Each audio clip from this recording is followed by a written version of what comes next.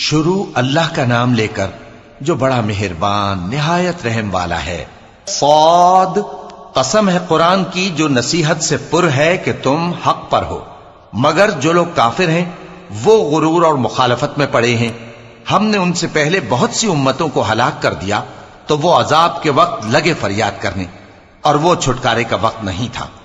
اور انہوں نے تعجب کیا کہ ان کے پاس انہی میں سے ایک خبردار کرنے والا آیا، اور کافر کہنے لگے کہ یہ تو جادوگر ہے جھوٹا، کیا اس نے اتنے معبودوں کی جگہ ایک ہی معبود قرار دے دیا؟ یہ تو بڑی عجیب بات ہے۔ اور ان میں جو معزز تھے وہ چل کھڑے ہوئے اور بولے کہ چلو اور اپنے معبودوں کی پوجا پر قائم رہو، بے شک یہ ایسی بات ہے جس میں کوئی خاص غرض ہے۔ یہ بات کسی دوسرے مذہب میں ہم نے کبھی سنی ہی نہیں، یہ تو بالکل گھڑی ہوئی بات ہے۔ کیا ہم سب میں سے اسی پر نصیحت کی کتاب اتری ہے؟ اصل بات یہ ہے کہ یہ لوگ میری نصیحت کی طرف سے شک میں ہیں، بلکہ انہوں نے ابھی میرے عذاب کا مزہ نہیں چکھا۔ کیا ان کے پاس تمہارے پروردگار کی رحمت کے خزانے ہیں جو غالب ہے، سب کچھ عطا کرنے والا ہے؟ یا آسمانوں اور زمین اور جو کچھ ان میں ہے ان سب پر انہی کی حکومت ہے؟ تو چاہیے کہ رسیاں تان کر آسمانوں پر چڑھ جائیں۔ یہاں شکست کھائے ہوئے گروہوں میں سے یہ بھی ایک لشکر ہے۔ ان سے پہلے نوح کی قوم اور عاد اور میخوں والا فرعون بھی جھٹلا چکے ہیں، اور سمود اور لوط کی قوم اور بن کے رہنے والے بھی، یہی وہ شکست خوردہ گروہ ہیں۔ ان سب نے پیغمبروں کو جھٹلایا تو میرا عذاب ان پر آ واقع ہوا، اور یہ لوگ تو صرف ایک زور کی آواز کا جس میں شروع ہونے کے بعد کچھ وقفہ نہیں ہوگا انتظار کرتے ہیں، اور کہتے ہیں کہ اے ہمارے پروردگار، ہم کو ہمارا حصہ جلدی سے حساب کے دن سے پہلے ہی دے دے۔ اے پیغمبر صلی اللہ علیہ وآلہ وسلم، یہ جو کچھ کہتے ہیں اس پر صبر کرو، اور ہمارے بندے داؤد کو یاد کرو جو صاحب قوت تھے، بے شک وہ رجوع کرنے والے تھے۔ ہم نے پہاڑوں کو ان کے زیر فرمان کر دیا تھا کہ صبح و شام ان کے ساتھ تسبیح کرتے تھے، اور پرندوں کو بھی کہ وہ جمع رہتے تھے، ہر ایک ان کے آگے رجوع رہتا تھا۔ اور ہم نے ان کی بادشاہی کو مستحکم کیا اور ان کو حکمت اور فیصلہ کن خطابت عطا فرمائی۔ اور اے نبی صلی اللہ علیہ وآلہ وسلم، کیا تمہارے پاس ان جھگڑنے والوں کی بھی خبر آئی ہے جب وہ دیوار پھاند کر اندر داخل ہوئے؟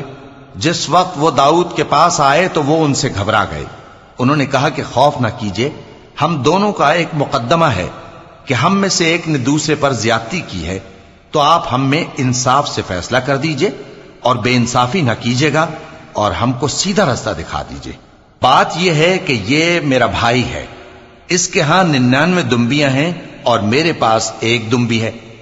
یہ کہتا ہے کہ یہ بھی میرے حوالے کر دے، اور گفتگو میں مجھ پر حاوی ہو رہا ہے۔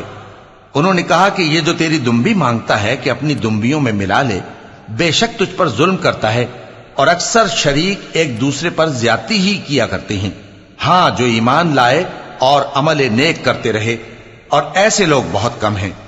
اور داؤد نے خیال کیا کہ اس واقعے سے ہم نے ان کو آزمایا ہے، تو انہوں نے اپنے پروردگار سے مغفرت مانگی اور جھک کر سجدے میں گر پڑے اور اللہ کی طرف رجوع کیا۔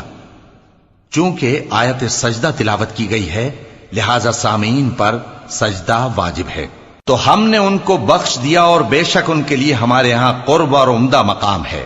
اے داؤد، ہم نے تم کو زمین میں خلیفہ بنایا ہے، تو لوگوں میں انصاف کے فیصلے کیا کرو، اور خواہش کی پیروی نہ کرنا کہ وہ تمہیں اللہ کے رستے سے بھٹکا دے گی۔ جو لوگ اللہ کے رستے سے بھٹکتے ہیں ان کے لیے سخت عذاب ہے، اس لیے کہ انہوں نے حساب کے دن کو بھلا دیا۔ اور ہم نے آسمان اور زمین کو اور جو کائنات ان میں ہے اس کو بے مقصد نہیں پیدا کیا، یہ ان کا گمان ہے جو کافر ہیں، سو کافروں کے لیے دوزخ کا عذاب ہے۔ جو لوگ ایمان لائے اور عمل نیک کرتے رہے، کیا ان کو ہم ان کی طرح کر دیں گے جو ملک میں فساد کرتے ہیں، یا پرہیزگاروں کو بدکاروں کی طرح کر دیں گے؟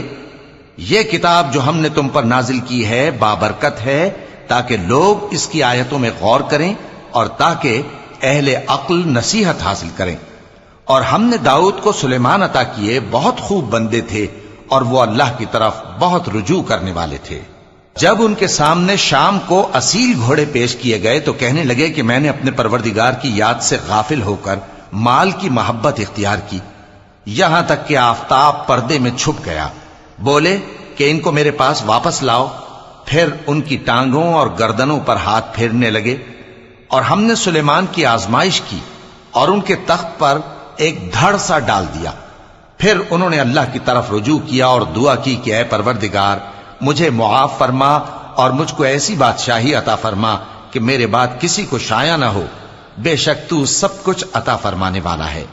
پھر ہم نے ہوا کو ان کے زیر فرمان کر دیا کہ جہاں وہ پہنچنا چاہتے ان کے حکم سے نرم نرم چلنے لگتی، اور جنوں کو بھی ان کے زیر فرمان کیا۔ یہ سب عمارتیں بنانے والے اور غوطہ مارنے والے تھے، اور کچھ دوسروں کو بھی جو زنجیروں میں جکڑے ہوئے تھے۔ ہم نے کہا یہ ہماری بخشش ہے، چاہو تو احسان کرو یا رکھ چھوڑو، تم سے کچھ حساب نہیں ہے، اور بے شک ان کے لیے ہمارے ہاں قرب اور عمدہ ٹھکانہ ہے۔ اور ہمارے بندے ایوب کو یاد کرو جب انہوں نے اپنے رب کو پکارا اور کہا کہ شیطان نے مجھ کو ایذا اور تکلیف دے رکھی ہے۔ ہم نے کہا کہ زمین پر لات مارو، دیکھو یہ چشمہ نکل آیا، نہانے کو ٹھنڈا پانی اور پینے کو بھی، اور ہم نے ان کو اہل و عیال اور ان کے ساتھ اتنے ہی اور بخشے۔ یہ ہماری طرف سے رحمت اور عقل والوں کے لیے نصیحت تھی۔ اور ہم نے کہا اپنے ہاتھ میں تنکوں کا ایک مٹھا لو، پھر اس سے مار لو اور قسم نہ توڑو، بے شک ہم نے ان کو ثابت قدم پایا، بہت خوب بندے تھے، بے شک وہ بہت رجوع کرنے والے تھے۔ اور ہمارے بندوں ابراہیم اور اسحاق اور یعقوب کو یاد کرو جو قوت والے اور صاحب نظر تھے۔ ہم نے ان کو ایک صفت خاص آخرت کے گھر کی یاد سے ممتاز کیا تھا، اور وہ ہمارے نزدیک منتخب اور خوبی والوں میں سے تھے۔ اور اسماعیل اور الیسع اور ذوالکفل کو یاد کرو، اور یہ سب بھی خوبی والوں میں سے تھے۔ یہ نصیحت ہے اور پرہیزگاروں کے لیے تو عمدہ ٹھکانہ ہے، ہمیشہ رہنے کے باغ جن کے دروازے ان کے لیے کھلے ہوں گے، ان میں تکیے لگائے بیٹھے ہوں گے، اور کھانے پینے کے لیے بہت سے میوے اور مشروبات منگاتے رہیں گے، اور ان کے پاس نیچی نگاہ رکھنے والی اور ہم عمر حوریں ہوں گی۔ یہ وہ چیزیں ہیں جن کا حساب کے دن کے لیے تم سے وعدہ کیا جاتا تھا۔ یہ ہمارا رزق ہے جو کبھی ختم نہیں ہوگا۔ یہ نعمتیں تو فرمانبرداروں کے لیے ہیں، اور سرکشوں کے لیے برا ٹھکانہ ہے، یعنی دوزخ جس میں وہ داخل ہوں گے، اور وہ بری آرام گاہ ہے۔ یہ کھولتا ہوا گرم پانی اور پیپ ہے، اب اس کے مزے چکھیں، اور اسی طرح کے اور بہت سے عذاب ہوں گے۔ یہ ایک فوج ہے جو تمہارے ساتھ گھستی چلی آ رہی ہے، ان کو خوشامدید نہ کہا جائے۔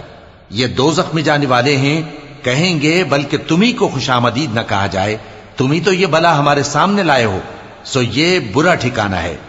وہ کہیں گے اے پروردگار، جو اس کو ہمارے سامنے لایا ہے اس کو دوزخ میں دگنا عذاب دے، اور کہیں گے کیا سبب ہے کہ یہاں ہم ان لوگوں کو نہیں دیکھتے جن کو ہم بروں میں شمار کرتے تھے؟ کیا ہم نے ان سے ٹھٹھا کیا ہے، یا ہماری آنکھیں ان کی طرف سے پھر گئی ہیں؟ بے شک یہ اہل دوزخ کا جھگڑنا برحق ہے۔ کہہ دو کہ میں تو صرف خبردار کرنے والا ہوں، اور اللہ اکیلے اور غالب کے سوا کوئی معبود نہیں۔ جو آسمانوں اور زمین اور جو مخلوق ان میں ہے سب کا مالک ہے، غالب ہے، بخشنے والا۔ کہہ دو کہ یہ ایک بڑی ہولناک چیز کی خبر ہے جس کو تم دھیان میں نہیں لاتے۔ مجھ کو اوپر کی مجلس والوں کا جب وہ جھگڑتے تھے کچھ بھی علم نہ تھا، میری طرف تو یہی وحی کی جاتی ہے کہ میں کھلم کھلا خبردار کرنے والا ہوں۔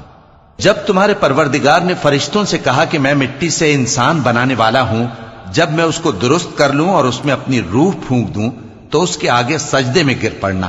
سو تمام فرشتوں نے سجدہ کیا مگر ابلیس کہ وہ اکڑ بیٹھا اور کافروں میں ہو گیا۔ اللہ نے فرمایا کہ اے ابلیس، جس شخص کو میں نے اپنے ہاتھوں سے بنایا اس کے آگے سجدہ کرنے سے تجھے کس چیز نے منع کیا؟ کیا تو غرور میں آ گیا یا اونچے درجے والوں میں تھا؟ بولا کہ میں اس سے بہتر ہوں کہ تو نے مجھ کو آگ سے پیدا کیا اور اسے مٹی سے بنایا۔